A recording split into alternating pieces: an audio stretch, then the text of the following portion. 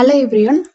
உங்களோட வெப்சைட்டில் நீங்கள் வந்து ஃபார்ம் யூஸ் பண்ணியிருப்பீங்க ஃபார் கஸ்டமரோட டீட்டெயில்ஸ் எல்லாமே கலெக்ட் பண்ணுறதுக்கு. அதில் ஜென்ரலாக நீங்கள் name, mobile number, email ID, message இந்த மாதிரியான ஃபீல்டு எல்லாமே வந்து ஜென்ரலாக இருக்கும். பட் சம்டைம் வந்துட்டு இந்த ஃபார்மில் நம்ம அப்லோட் பண்ணுற ஆப்ஷனும் கொடுக்குற மாதிரி இருக்கும். ஃபார் எக்ஸாம்பிளுக்கு இப்போ கெரியர்னு சொல்லி ஒரு பேஜ் நம்ம யூஸ் பண்ணியிருந்தோம் மெனுவில் அப்படின்னா, அதில் வந்து நம்ம ரெஸ்யூம் எல்லாமே கலெக்ட் பண்ணுறதுக்கு ஃபார்மில் ஃபைல் அப்லோட் அப்படிங்கிற ஃபீல்டு வந்து நம்ம ஆட் பண்ணியிருக்கணும். அப்போ தான் விசிட்டர்ஸ்லேருந்து அந்த ஃபைல் அப்லோடை கலெக்ட் பண்ண முடியும். இதுக்கு நம்ம இப்போ யூஸ் பண்ண போகிற பிளக்கின் பார்த்திங்கன்னா ஃப்ரீ பிளக்கின் தான், ஃபார்மினேட்டர் அப்படிங்கிற பிளக்கின். ஸோ பிளக்கின்ஸில் ஆட் நியூக்குள்ளே போய்க்குங்க.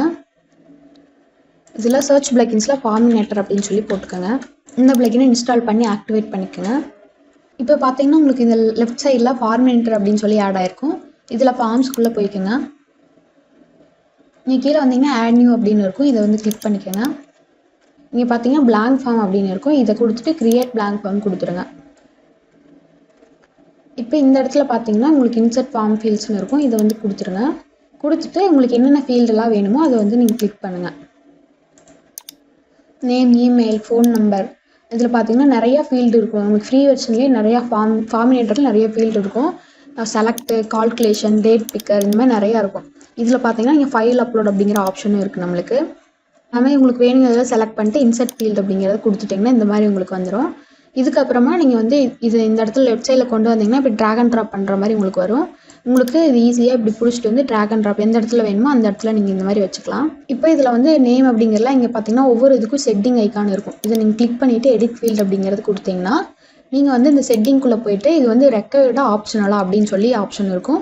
ரெக்வயர்டு அப்படின்னா அவங்க கண்டிப்பாக இந்த ஃபார்ம் சப்மிட் பண்ணணுன்னா இதை ஃபில் பண்ணாதான் சப்மிட் பண்ண முடியும். அதனால் ரெக்வயர்டு அப்படின்னு சொல்லி மாற்றிக்கிங்க.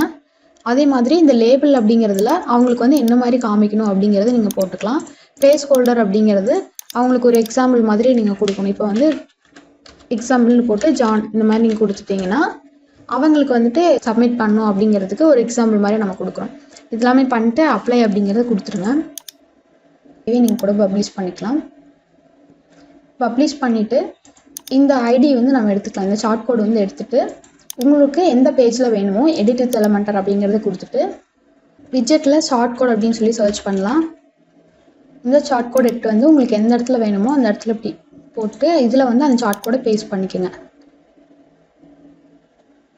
இப்போ பப்ளிஷ் கொடுத்துடலாம். இதோட ஃபுல் வீடியோ நம்ம சேனலில் இருக்குது, மறக்காமல் பாருங்கள். இந்த வீடியோ பிடிச்சிருந்துச்சுன்னா சப்ஸ்கிரைப் பண்ணுங்கள். தேங்க்யூ ஃபார் வாட்சிங்.